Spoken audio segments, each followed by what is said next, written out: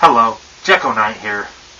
One of the things I was thinking of doing eventually, if I had a lot of free time, was do like movie reviews, DVD reviews. But I don't really watch a lot of movies, so I figured my movie reviews would probably suck ass compared to other people. In fact, my DVD reviews would suck ass compared to other people. But then, I was kind of going through my old room, my other room, and I was looking at all my wrestling DVDs and like, damn, I have quite a bit. I don't have like an extensive amount, just quite a bit from, 2000 to 2007.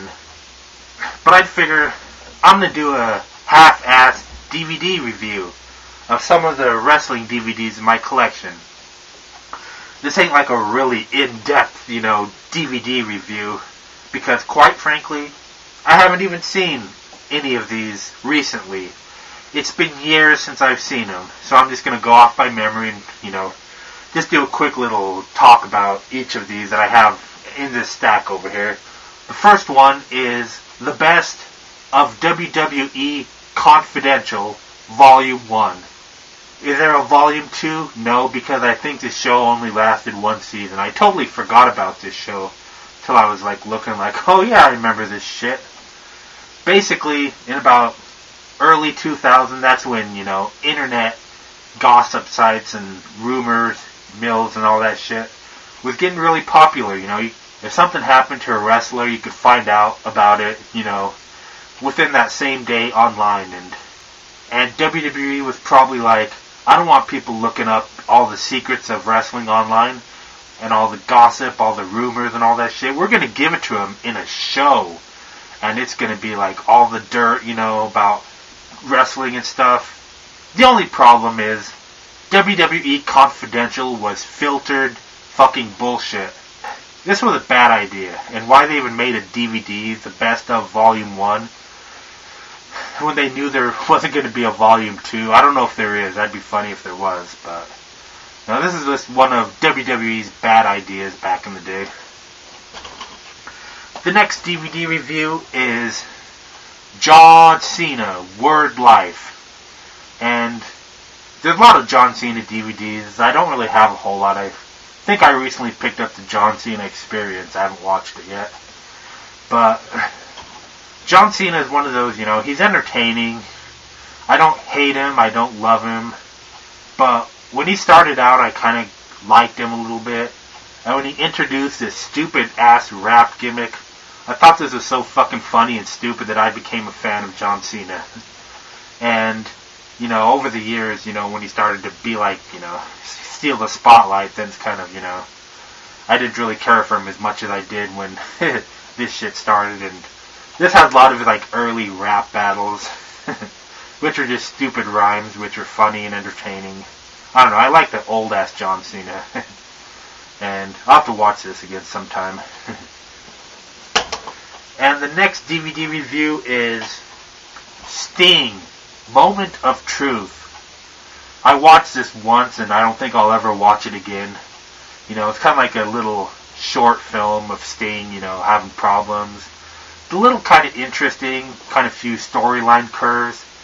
But the ending, he hits rock bottom and all of a sudden he gets, saved by Jesus or some bullshit, like a born-again Christian, and it ends. What the fuck? I don't know. I'm not a big religious fan, but I still have this in my collection. I haven't broken it over my head yet. And another thing I'm going to do, is have like a segment where I take a DVD and I break it over my hockey mask. I don't know. Just for shits and giggles. XPW, Lizzie Borden Exposed. This has some wrestling on it, and the wrestling of XPW was like wannabe ECW, but it was shitty fucking wrestling. Shitty ass fucking production. I was like, I don't know, I could barely watch any of the wrestling on this. What I like about this DVD? Titties. You can't go wrong with titties, doesn't matter who you are, everyone loves titties. I think there's even a vag shot too on one of the pictures, like on the bonus section. So that's the only thing good about this DVD. The next one, WWE Vengeance, 2003. Why the hell am I doing a DVD review of this? I don't know if you have this in your collection. You can probably buy it online. But one thing I liked about, this DVD is because I was there at Vengeance 2003 live in Denver, Colorado. And if you actually, how like at the beginning they shoot the pyros off and they just zoom in all the crowd and shit.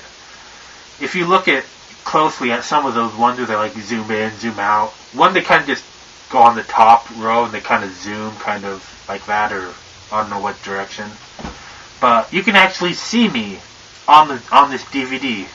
I'm wearing my ICP Jake Jekyll jersey. It's like black and bright yellow, and the bright yellow sticks out like a, and it has red too. And then I'm like, I think I have my arms up or something. I'm in the middle of one of the aisles, and hopefully you can't see me too well because I am unmasked. Like, I didn't even have my Jekyll Knight character in 2003. And I doubt they'd let me wear this in public anyways, but, if you have this, you should check it out and see if you can find me in the beginning, Alright. This last one isn't really a DVD review. It's a VHS review. I had to go through all my old VHS tapes and try to find the most obscure one I could find. And I came up with WWF Rampage 91. I think this was a pay-per-view. I'm guessing so. I don't know. This is the wrestling I grew up with, and let's see. Some of the matches were Undertaker versus Ultimate Warrior. Ultimate Warrior. The Rockers and Big Boss Man versus the Nasty Boys and the Mountie. What happened to the Mountie? I need a Wikipedia that to see.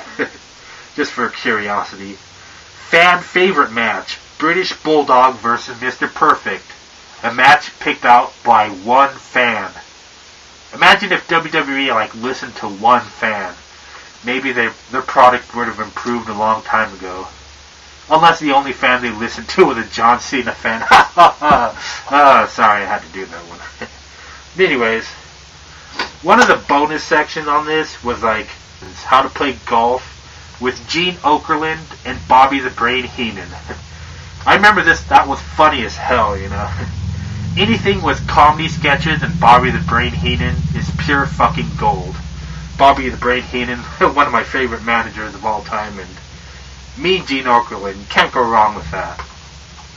Another bonus section is At Home with Paul Bearer. If I remember right, this is just him laying on a couch or just showing his crib, like MTV Cribs, but it's like a really shitty haunted house type thing that was really boring. It's like, oh yes, this is my house.